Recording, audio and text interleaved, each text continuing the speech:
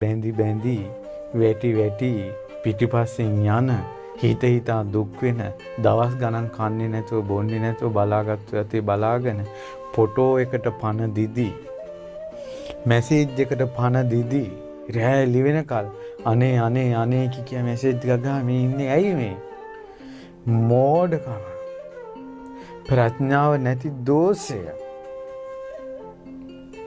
ඔබ දෙස බලන්න ඔබ දෙස බලන්න ඔබ කවුරුන්ද කියා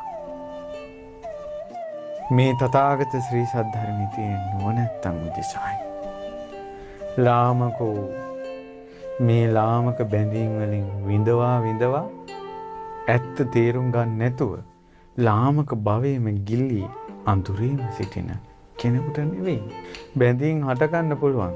නමුත් බැඳීමේ ස්වභාවය දුකේ ස්වභාවය කියද්දී හැදෙන්න ඕන මිනිස්සෙක්.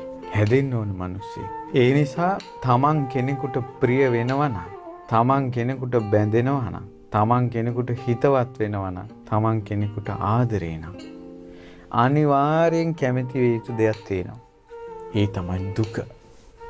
ශෝක පරිදේව දුක්ඛ දෝමනස් වලට කැමැති විය යුතුයමයි.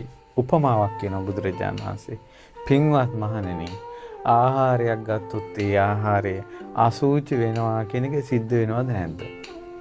කෑමක් කෑවොත් ඒක අසුචි වෙනවා කියන එක සිද්ධ වෙනවද නැද්ද? සිද්ධ වෙනවා ඒකාන්තයෙන්. බුදුරජාණන් වහන්සේ වදාලා ප්‍රිය දේවල් වෙනස් වීම නිසා ශෝක පරිදේව දුක්ඛ දෝමනස් උපායාස හට ගන්නවා කියන එක සිද්ධ වෙනවමයි.